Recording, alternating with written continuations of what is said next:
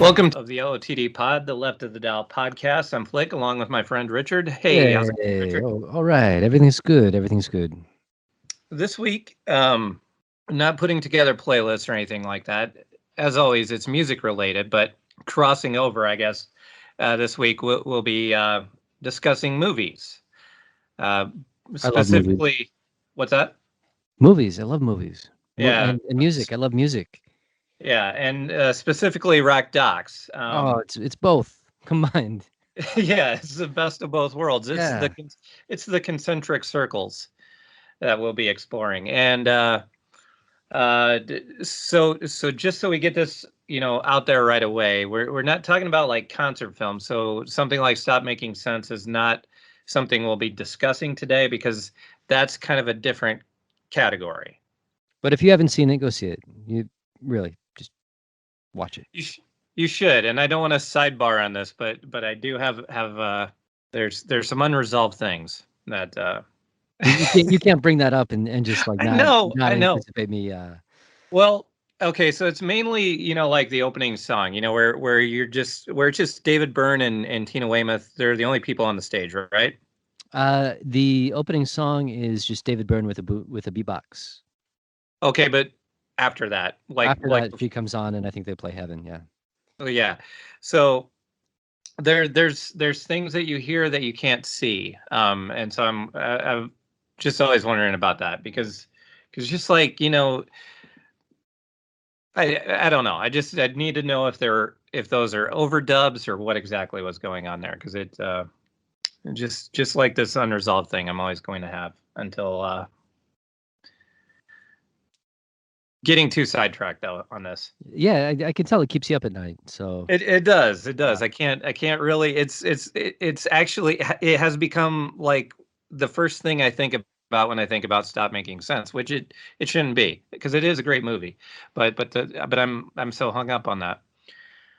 I think that is the only VHS tape I own right now in this house. Is that really your preferred way of enjoying that film? No, I don't even have a VCR, but my introduction to Talking Heads was when I was, I think, 10. And it was the first summer that I came out to California to spend summers with my dad. My folks are divorced. And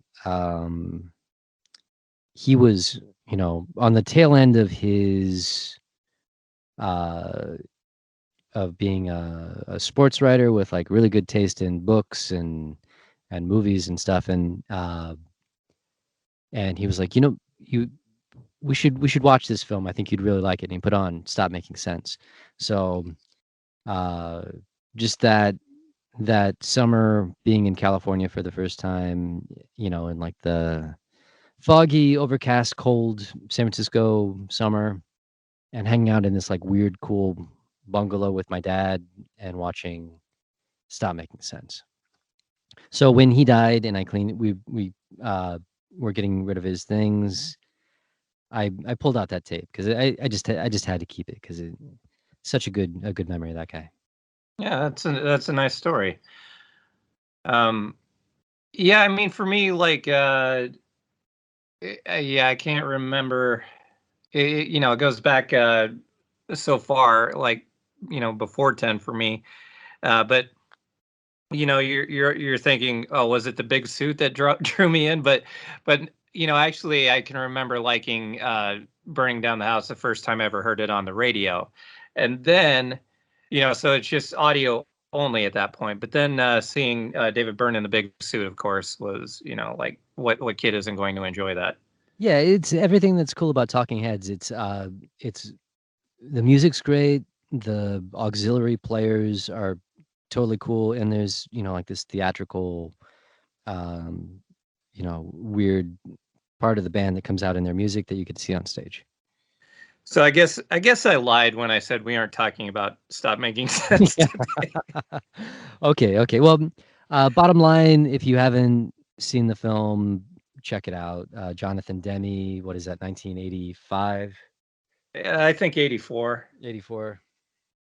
Yeah, just if you like the band, you haven't seen that, just check it out. Check it out. But yeah, it's not, and it is 84. it's not really what we're discussing today, though, because we're discussing more like, the rock docs that aren't about the concert, but you know, um, usually they're telling. I think in all of these cases, maybe today they're discussing like the history of the band, the ups and downs, and that sort of thing. Not really behind the music per se, but that's kind of where that whole thing There comes from. there are like yeah, of course. So there are a bunch of different subcategories of music and rock and roll documentaries. And yeah, one is like, the band has been broken up, or the person has been dead for a long time, and it's interviewing the people that are still around. And then there's kind of like these, neat little snapshots of a band when they're at their peak. There's, the band is about to try something new, and you get to see that, or going through like a really formative uh period in their existence. So uh just with that in mind, what you got? What's your number one film on your list? I I'm mean, pretty ranking number sure. one, or where we're gonna start off the discussion, because Uh, I'll move up the ladder.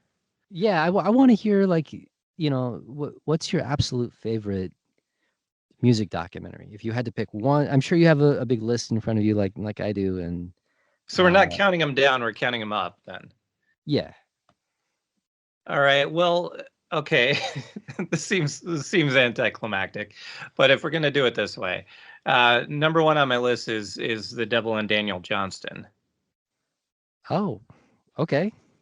And I really, what I especially love about that is just the fact that there was so much material that came from the source, because Daniel Johnston made so many home movies, and really did a lot of his own documenting. And it's just it just really does a great job of exploring his creativity. And of course, there's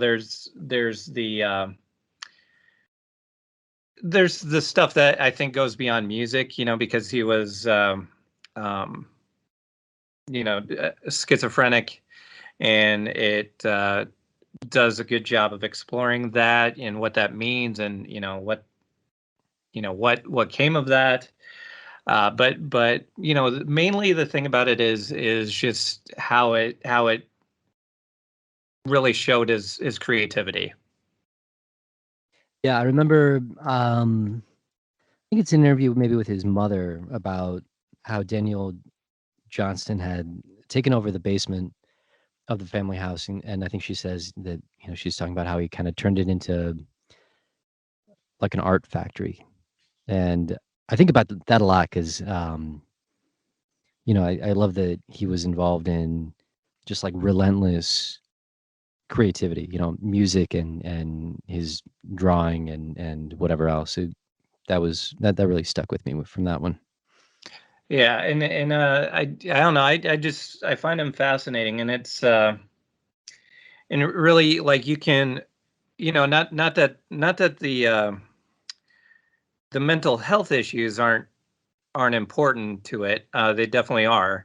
But even if that wasn't a part of the story, and it is kind of the thing that gives it, it's a big part of what's compelling about it. But I think just the things that he created alone, whether it be music or drawing, or any of that, or the films, any of that stuff, I that would be all I needed. I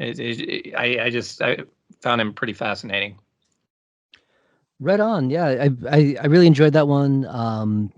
It's not on my list, but uh, yeah, great film. And I feel like maybe it was just the time in which I saw it, but I always kind of think of it as being in kind of like this subgenre with the Roky Erickson documentary. Yeah. You're gonna miss me. Uh-huh. Um, along with the uh Harry Nilsson documentary. Who is Harry Nilsson and why is everyone talking about him? Are Uh, you going into like these were on Netflix around the same time? Is that where you're going that's with it? exactly what I was Yeah. thinking. Is like there's this kind of little burst of, and maybe I'm just like late to the party or whatever, but um, this little grouping of rock and roll documentaries about really troubled people, really troubled, talented people that came out at the same time. So Devil and Daniel Johnson, the Roky Erickson documentary, the Harry Nilsson documentary, and then the Jandek on Corwood, the Jandek documentary. Kind of Well, like the yeah, little box set for you. I don't know what order those happened in. Yeah, I mean they were on Netflix around the same time. Devil and Daniel Johnson came out in '05. Yeah, so Jandek 2003, Nielsen 2006, Roky Erickson 2007. So yeah, all kind of in a little batch. I don't know. Yeah, I will say there is a difference to me with the Devil and Daniel Johnston is just that and by the way, I'll mention also that Jeffrey Fierzig is the person who directed it, and I think his filmmaking I think is a big part of it too. Like I like the Rocky Erickson documentary quite a bit. Which is because I like Rocky Erickson a lot. Uh, I don't think it's as good. I don't think it's nearly as good as Devil and Daniel Johnston. But I guess what I probably should have said off the top is I can watch just about any of these sorts of things. Like I watched whatever that Eagles, two-part documentary about the Eagles was. I don't have much interest in the Eagles, but I watched that and was pretty enthralled with it. And why do you think that you're able? And I'm the same way. I'm really fascinated by these documentaries, and yeah, if it's about someone that I have like not that much interest uh, in terms of what I'm gonna put on the stereo, I'll still like really be drawn into a lot of these docs. Why do you think that is for you? Well, I mean, the easy answer is I love music. So I'm fascinated with music kind of on all levels. I don't suppose if you gave me a documentary about I don't know, maybe it's just going to like once I said who would it be that I'm not that interested in.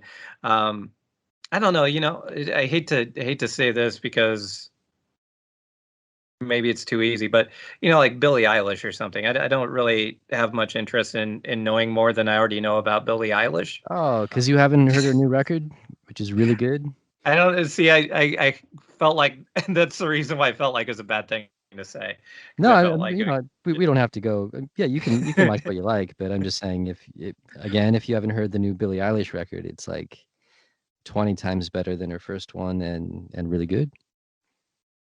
I've heard at least one song from it that I didn't have much interest in. I can say that, but no more than one song. But I don't know. Yeah, keep going. Yeah, I don't know other than like just somebody who's like a big uh, pop star that hasn't lived much yet. I guess that's where I was going with that. Really, is just that Billie Eilish is still very very young. Um, so maybe after her career is a lengthy career, there might be something where I'd be interested in a documentary. But other than that, like somebody that one, I don't listen to their music, and two, doesn't have probably like many ups and downs in their career yet, then I'm probably not going to be that interested in. Well, Almost. I would, we don't have to belabor this too much, but I would say being a young independent teenage woman and pop star in the pop world, there's probably a lot of up and down, but Okay, um, but I mean it wasn't and this goes back to what we were saying too. Like there are a couple different flavors of rock and roll documentary, and I think like the Billie Eilish one is more of a day in the life kind of thing. yeah, and I mean, I don't believe there is a Billie Eilish documentary, so it's totally a hypothetical. No, it's on Apple TV. Okay, well, then I'm really sorry I used that as an example because I was really going for a hypothetical there. Oh yeah, it's okay. Okay, just pretend we'll start over. Yeah, but I think you're kind of dancing around the same thing that really uh, speaks to me about a good rock and roll documentary is that the people featured, whether you like their music or not, are totally driven, and you don't get to be anywhere in any sort of conversation if you don't just like relentlessly pursue this dream that you have, and this vision of playing music. And it's really impressive, whether it's a band like the Eagles that I could really care less about. If I never heard another Eagles song in my life, like, you know it wouldn't affect me at all. But yeah, I'm sure that there's a fascinating story, especially in big 70s mega groups. So much of their success is interdependent on the other people in the band. um yeah, it's always going to be fascinating, and yeah, you get kind of more or less the same uh you know plot arc as you would expect in a lot of these, success and excess and downfall and redemption.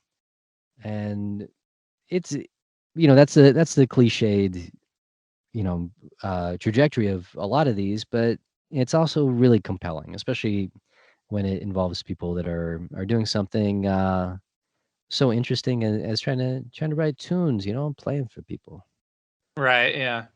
Yeah, and it's kind of hard to avoid the trajectory, like, it it's hard to call it formulaic when you're just telling somebody's life story. It just there seems to be a pattern. Um, but yeah, you know what a good example of what I was going for would be like, let's say Brooks and Dunn. I'm probably not going to have any interest in watching a Brooks and Dunn Right, documentary. right. There are limits to my casual, interest in these things, but yeah, totally. Yeah, so that would have been a better example, although a lengthier career, so doesn't really involve that part of that discussion. But still, I wouldn't have any interest in that, and probably would not watch it even if there wasn't anything else on. Um, no, but the yeah, I mean the filmmaking, I think really puts the devil in Daniel Johnson over the top because I saw the other documentaries that you mentioned in that group. Um, One is head and shoulders above the rest, and that's the devil in Daniel Johnston. Yeah. Do you want to know what I was totally anticipating your number one pick, and Okay, if I were a betting man, I would have bet on it. and we'll see if it's elsewhere on my list. What is it? Don't look back. That is on my list. I was like, if we're going to count them down, it was probably going to be 3 or 4 on my list. Oh, And yeah, honestly, like, uh, I like it a lot, and it's one of those, of course, it's one of those things that we learned in school, cinema verite, yeah, yeah. and yeah, it's cool, and I love Dylan. And certainly, as far as seeing Dylan and seeing Dylan be cool and look cool and all of that, it's great for all of that. But because it's Dylan, you also don't really get to see, uh, you don't really get to dive deep into Dylan. You don't, nobody's ever been able to do that. And Oh, well, what about Marty? what? Oh, you're talking about Scorsese's Yeah, No Direction Home. No Direction Home? Yeah, that's cool too. Yeah, I wouldn't quite make my list, but I love it. Yeah, so I guess Don't Look Back is absolutely number one on my list, and yeah, like we were just talking about, I think it's a great fly on the wall mid tour kind of, probably the most important inflection point in Bob Dylan's career. This is D.A. Pennebaker, 1967, covers the tour of England in which Dylan goes electric. And it's Hmm. black and white, it's grainy, it's totally revealing too. You get to see Dylan when he's like pigeonholed by like really polite um, British people who don't understand how famous and important he is, and they're like, "Oh, well, if you need a home cooked meal, you should come over to my house tomorrow at 5 p.m." And Dylan's like, "Oh yeah, we'll be there, man." It's like he's not going to be there. Right, but Yeah, that's also kind of the limitations of it too, though. It's just you're not going to you're not going to get to the humanity. You're not going to get to Robert Zimmerman. You're going to get Dylan. You're not going to get Robert Zimmerman. right. Yeah, you're getting the act, but I mean, Yeah. you're seeing Dylan, as we talked about last week.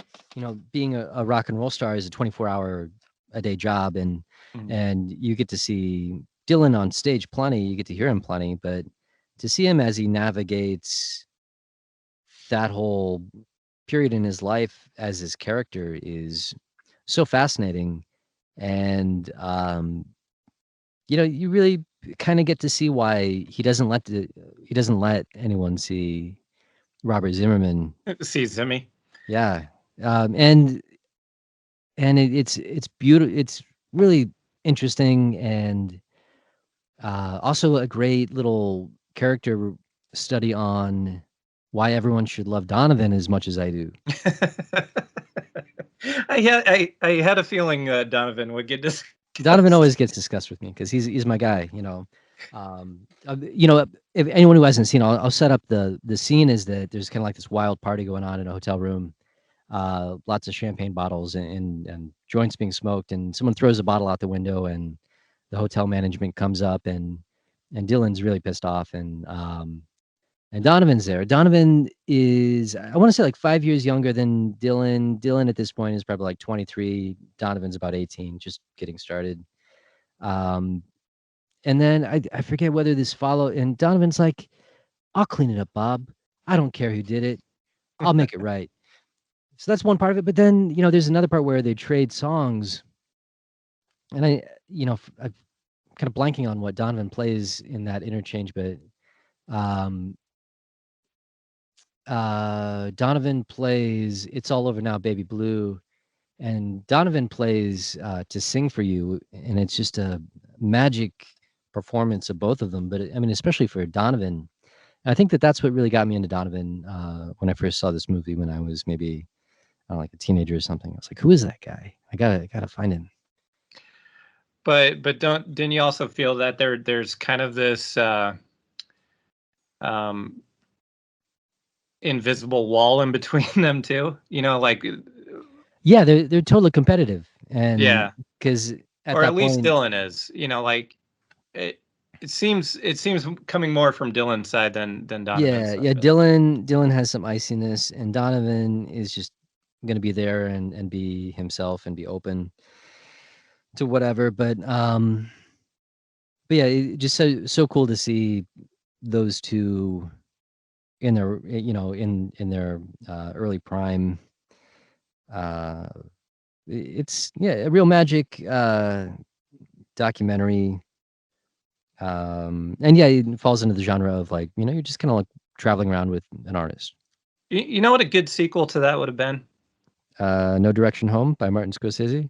Well, I guess before that would have come out. Oh yeah, please tell.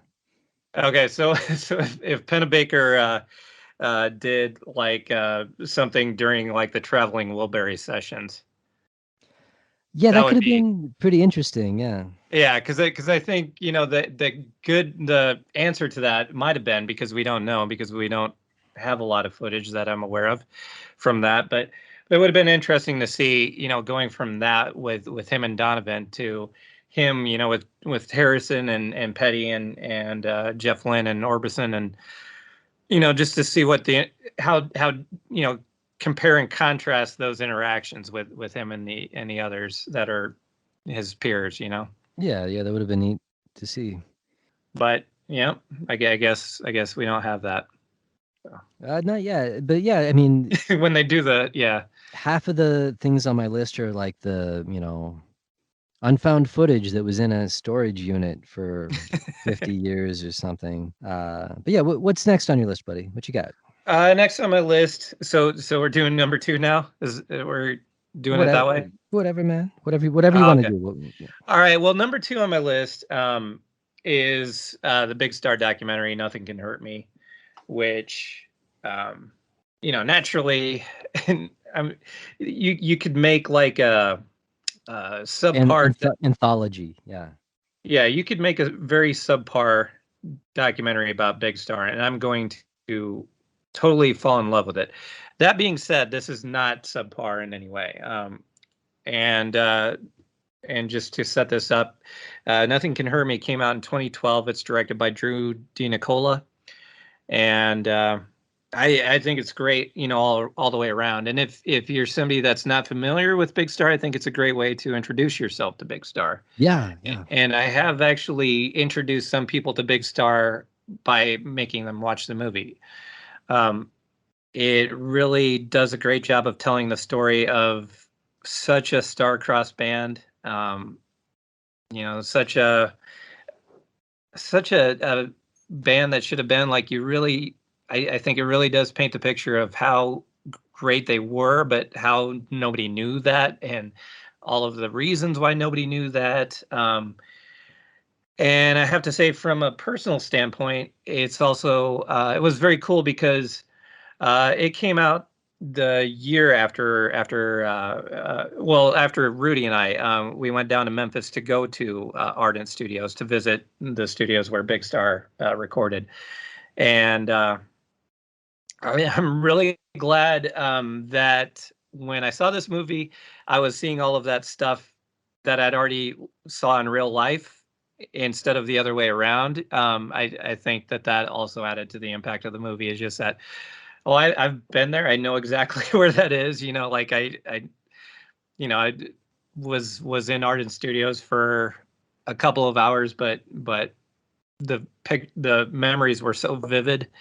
Um, yeah, and I don't it's a great movie. And I think I remember you telling me that Jody Stevens gave you the tour. Is that right?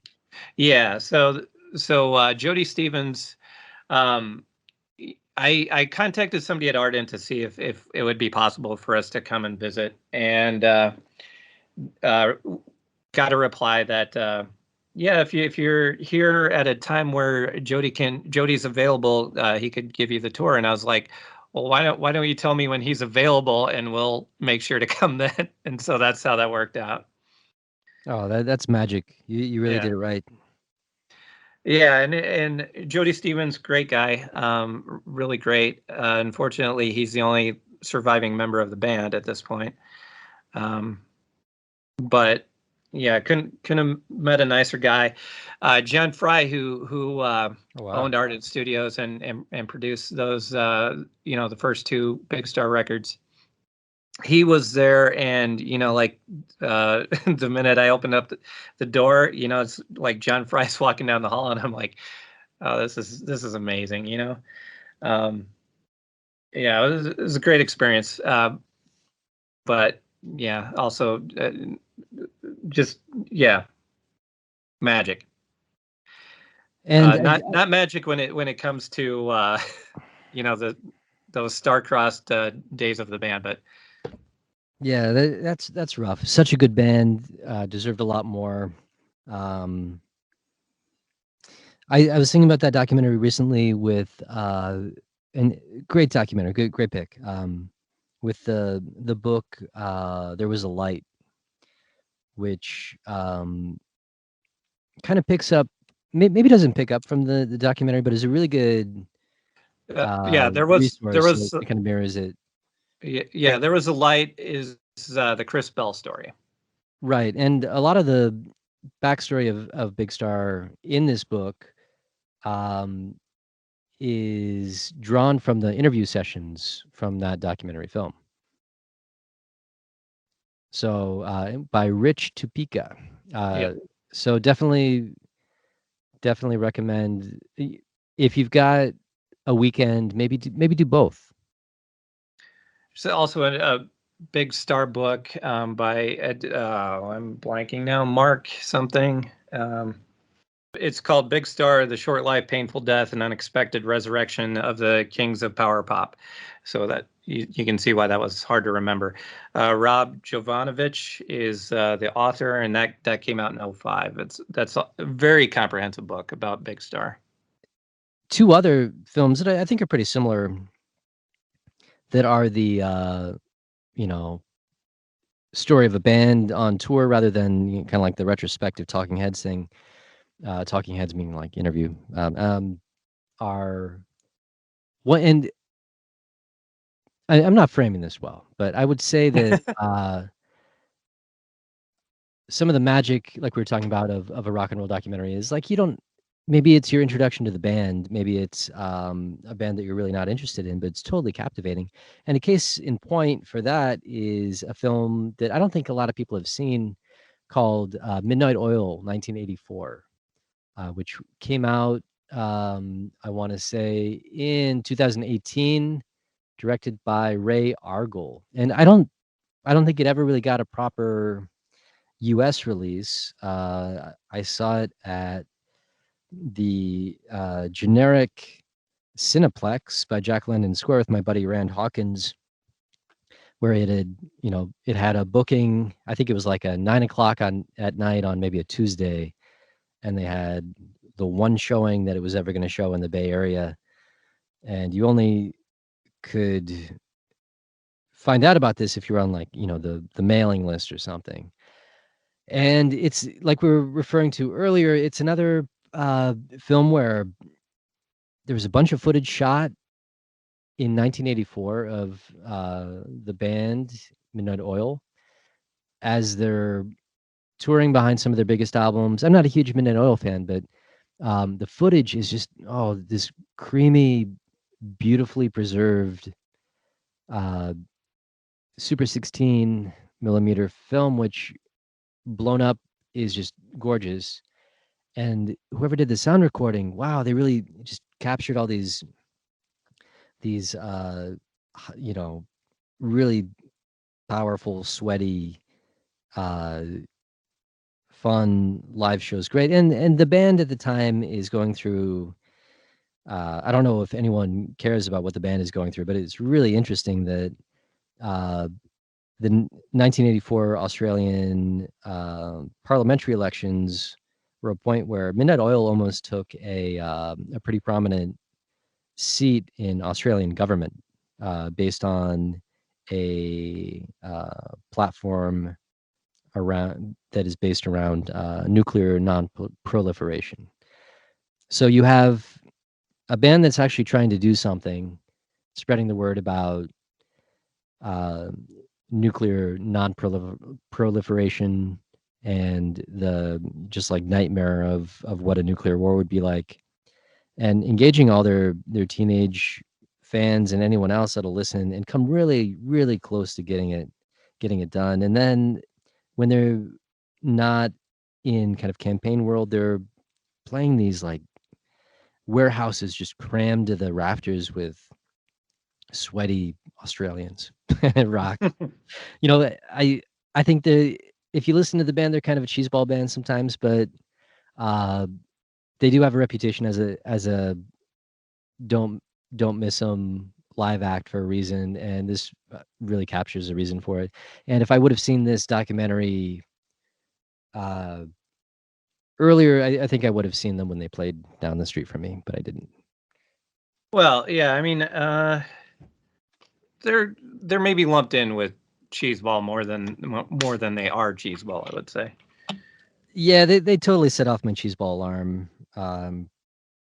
Pretty much like every third song at least, but that it's okay to be like really really sincere about stuff in rock and roll music from time to time. But uh, so hard to enjoy them as a band on their own, but really compelling documentary about this group at their prime. And I would say that kind of a mirrored companion documentary would be The Unheard Music, which is the band X at their prime. This is a documentary from 1986, directed by W.T. Morgan. And yeah, this is right after uh gosh, what would that be? More Fun in the New World maybe came out. Kind of like the last really classic X record from their initial batch of tunes.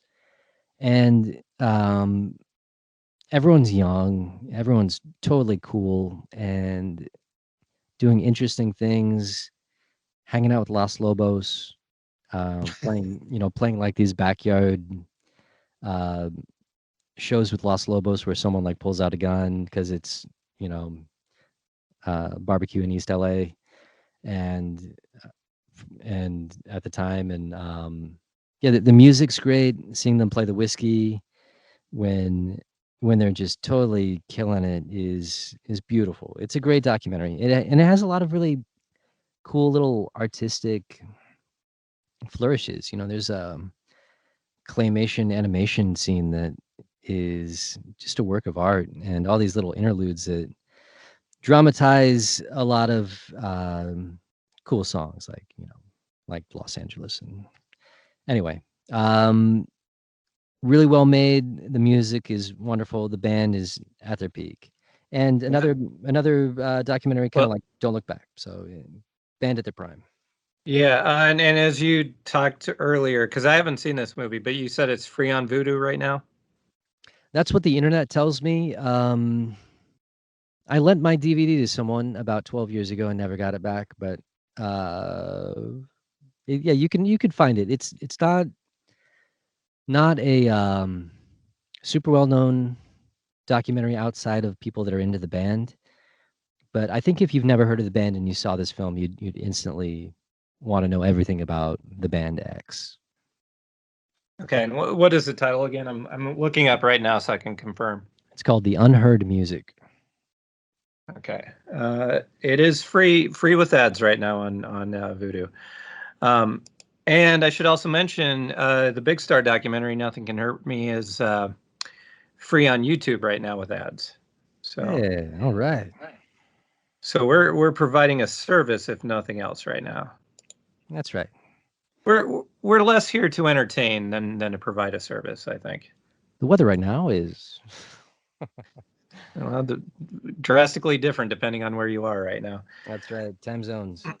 Um, yeah, so I will definitely have to check that one out. All right, so third on my list, as we've established, is Don't Look Back, the Bob Dylan documentary by D.A. Pennebaker. I don't think that's free streaming anywhere right now, so you might have to pay up for that one. Yeah, do yourself a favor. Go check it out. Yeah, check it out. Yeah, it's worth. And the Scorsese documentary, No Direction Home, is also great too. And a big part of what I love about the Scorsese one is it shows a lot of the concert footage from those Royal Albert Hall shows. Yeah. And I totally love the concert stuff from that period. And it might be so. So I think I've seen Dylan live when he's not very happy, and it can be kind of a tough experience. But I think it can also be kind of exhilarating too, which I think, because I think that time, like he was kind of angry at people not getting why he plugged in or telling him he shouldn't plug in or whatever. Yeah, there's that famous little quip where they're getting heckled. I forget what show it is, but they turn up the audio and you can hear Dylan turn to like Paul Butterfield or somebody and say, "Play it loud, man." You mean Mike Bloomfield? Mike Bloomfield, yeah. He's like, "Yeah, just turn it up. If they hate it, let's just turn it up to 11." And Yeah. I love that. It's so cool. Yeah, and it is. It really made for some great performances because, and I think partially because they were so loud. Just Dylan kind of keeping up with the volume of everything, and there's some of my favorite Dylan vocals of all time are from those shows. And it's either because, or it could be a combination of him being fueled by by just this, just take this and cram it, or where everybody's playing really loud, so I gotta sing even louder, and yeah, it's just great performances. I love those. I love those shows. Totally charming, and yeah, shows what a contrarian Dylan can be, and yeah, the band's tight. The Yeah, seeing a band play when no one likes them is very revealing. They can a lot of bands choke, and Dylan doesn't know the meaning of the word. Yeah, yeah, it is peak Dylan. So I wanted to go back to the Midnight Oil documentary, because I'm wondering if there are any documentaries where you've either been converted to like watch them, because you and I both, as we discussed, will watch documentaries about pretty much any band or artist. Has there ever been one that either converted you, or um, or at least made you think, well, these guys aren't so horrible? Um, I can't think of anything off the top of my head, but I would say that the the kind of anthology documentary Long Strange Trip, which is about the Grateful Dead, really made me appreciate the band behind, those couple records that we always talk about, like American Beauty and Working Men's Dead. It really made me uh, dive into the story of the band and get to appreciate them as a live act, and as more than just like a cartoon bunch of hippies. Really made me see the depth of the musicianship, and also what the songs are about, and the uh, lyricists in the band, and how they're kind of on their own, like literary figures. Yeah, I guess is that your only example, or do you have others? Off the top of my head, yeah. Yeah, I don't know that I have anywhere I've been converted. I don't think I've ever been converted because of one. I guess what has happened for me in some cases is there would be a band that I enjoyed when I was a kid, and then maybe kind of strayed away from, but then you know be, saw a documentary about them, and was like, oh yeah, now I know why I liked them back then, or something to that effect. The Rush documentary is an example of that for me, because one, because they're so just so just so Canadian, so unbelievably Canadian, that they're impossible to not like. But it also because there was a time where I wasn't that interested in Rush, and I didn't really care how great of musicians they were. Like, I always knew that they were great musicians, but how important that was kind of, in my mind, pretty debatable, and it still is. It's less a matter of being a great technician, and more of a matter of playing the right notes, as opposed to being able to play whatever note Yeah, totally. it's the choices that you make.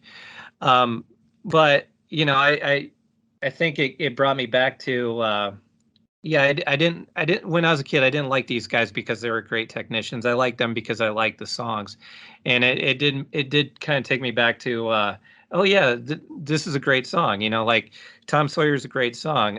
Limelight's a great song. And yeah, and then again, it goes back to they're just very, very likable, and relatable, and I think Neil Peart was somebody that I didn't I didn't always realize that I did like him, but then found him very relatable, because because part of what he is because he's such an introvert, and I'm very much that way myself, and so it's just like I didn't realize how much I could relate to him until then. Yeah, I think you hit on a really good point about watching these documentaries about bands that you used to be really into as a kid, and how it kind of I don't know, like reunites them with you, or kind of Yeah, rekindles something.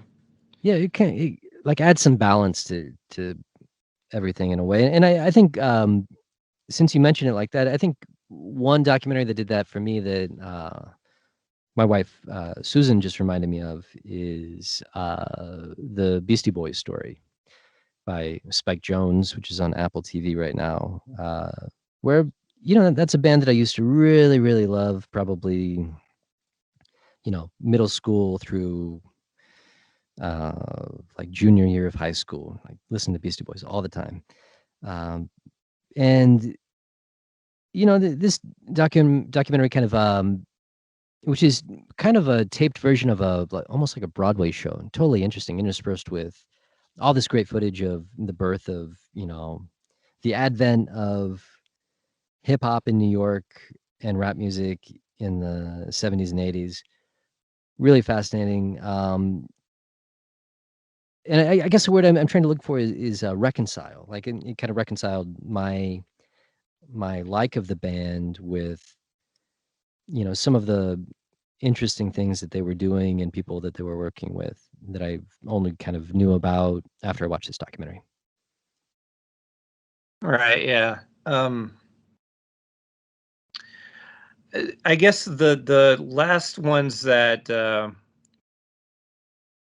that I want to talk about, because at this point it's not so much about ranking them, but just other ones that I think are kind of worth a shout out. Uh,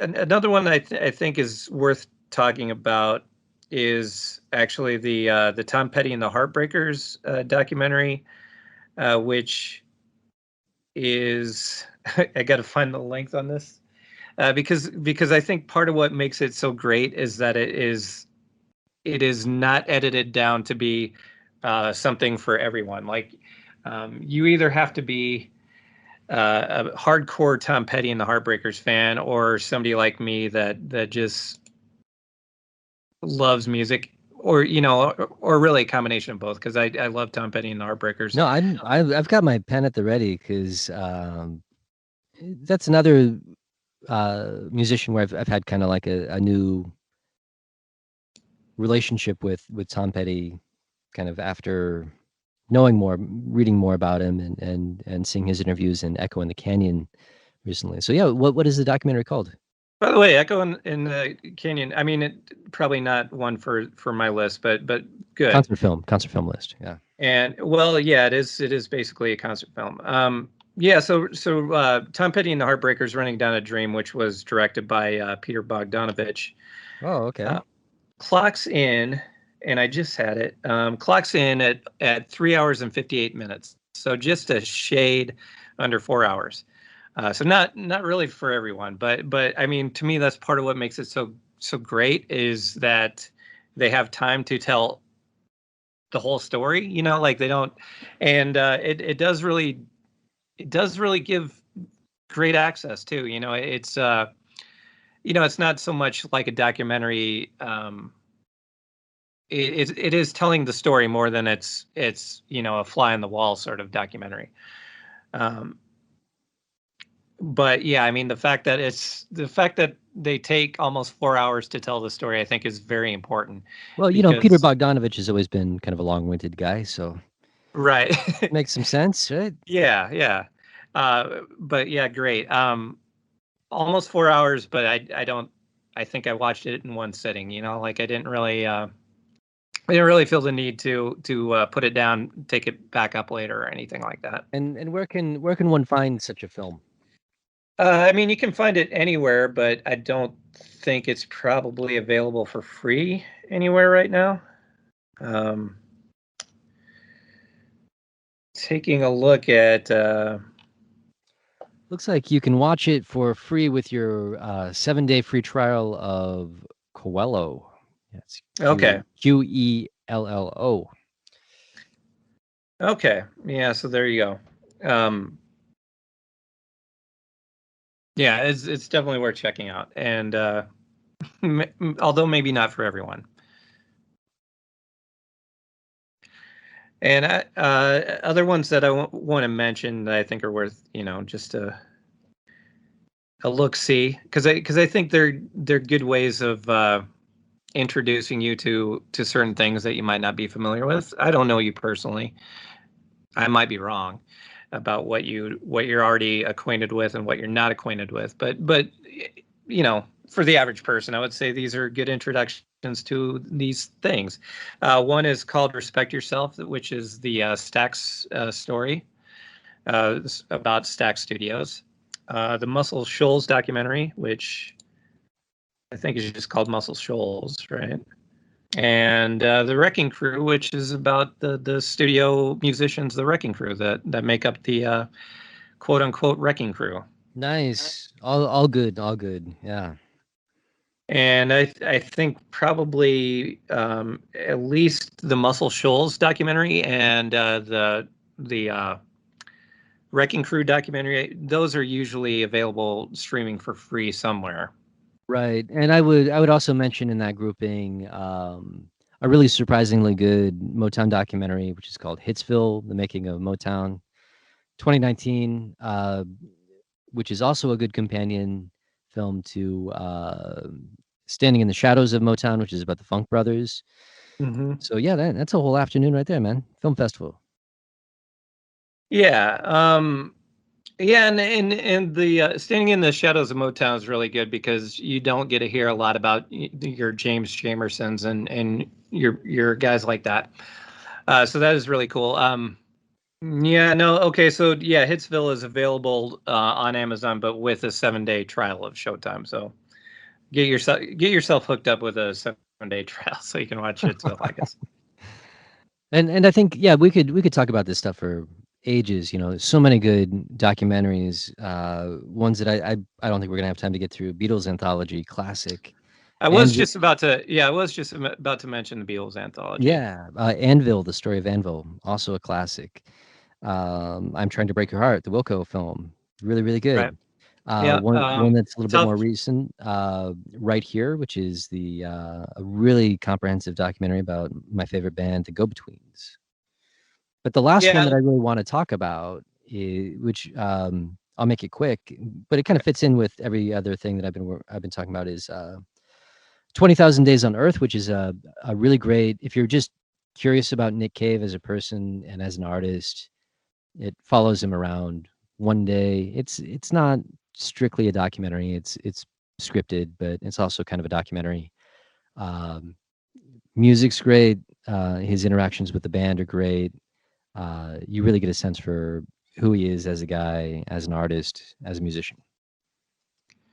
And I did want to say something quick about I Am Trying to Break Your Heart, the Wilco Yeah, yeah, documentary, please. because it is really good. I've never been too sure. I think it's fair to Jay Bennett. I don't really know.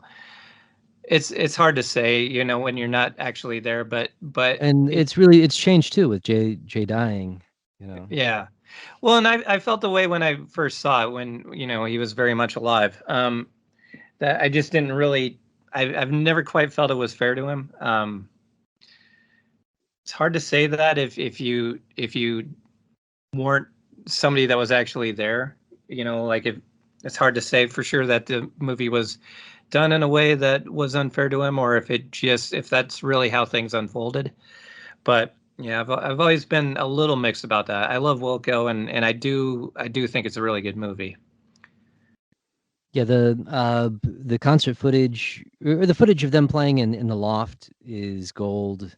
Mm. I think I did see it. I saw it when it first came out at the Music Box in Chicago, and then saw it at like the Bijou in Iowa City, and then I think I checked it out.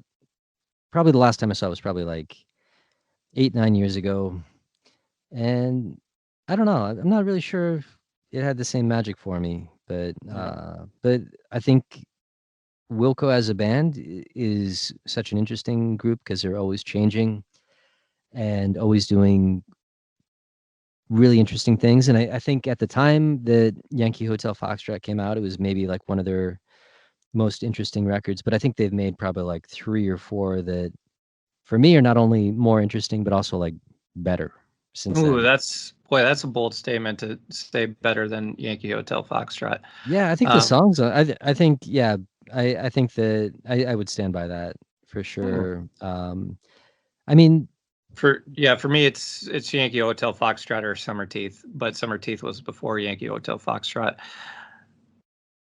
as far as full albums go. yeah, and I mean the Tweety solos. Anyway, we're getting sidetracked, but it's still a really cool documentary, and I love seeing the band at that point when they're all, like Tweety's an old man now. He's he's got the muffin top and the cowboy hat, and that's okay because everyone gets to that age in their life where you just got to rock the dad bod and and know that you're not a young man anymore, and I think he's done it really gracefully. Yeah, he's one of the more. I mean, it's always interesting to see somebody who's basically as a rock star, who just looks like a normal dude. But no, I mean the other thing about that documentary. By the way, I saw it at the State Theater in Madison. Or no, that's on State Street. It's the Orpheum Theater in Madison. I saw it there, and also saw it at the Bijou in Iowa City. So Yeah. Well, if you don't know, if you were just starving for rock and roll documentaries, I think this show has been really helpful. yeah. Which again, we're here primarily to provide a service. Secondarily, We're on standby. Call us at 1-800 yeah. Left of the Dial podcast on Spotify. Secondarily, entertainment. Maybe a distant second. Who knows? But yeah, I don't know. It gives us enough room that maybe we revisit this topic at some point. There's more to talk about for sure. Yeah, and I think we're touching on a lot of. I think you said it earlier that the reason why you like these is you love music Mm-hmm. and yeah, if you're in the same boat, yeah, records are a big part of it. Listening to music, new releases, totally a big part of it. But I think every music nerd has their shelf of rock and roll books that they've read a couple times, and it used to be that a little DVD shelf along with that, and yeah, I think that these documentaries and these books that we kind of touched on are so complementary to the overall nerdery that we all live. So yeah, good stuff. Yeah. Well, it's something that gives you a chance to see that hey, they're humans like you are. They may end up, like they can write songs better than you. They can sing songs better than you, play songs better than you, but they're still humans when it comes down to it. Yeah, these are really sympathetic, humanizing documentaries, and I just like to see how the sausage gets made. Like it's so cool to step into the artistic process of these people that are, just like legends, but also see how like, oh, you're recording the hi hat wrong. How the little like really prosaic quotidian things like make for great albums, great music, and the legend of all these people that we know and love. Mm-hmm. All right. Well, yeah, that's our trip to the movies, at least for now. Love it. That was a lot of fun to get through get through this list, and yeah, wow, good stuff. A lot of notes here of things that I haven't seen for a while that I need to check out. So, Flick, Left of the Dial, can we remind listeners on how to check out our previous shows? You can go to any place that you get your podcasts and search LOTD Pod, and you can download it. You can subscribe to it, please, and listen to it at your leisure. Perfect. Well said. And what is on the docket for next week's episode of Left of the Dial podcast? Wild card. Wild card. Keep them guessing. That's right. So stay tuned, guys. Thanks for everyone that showed up in the chat. Good lively discussion there amongst everybody, and we'll see you next week. Sean, always fun hanging out. We'll see you when you see you.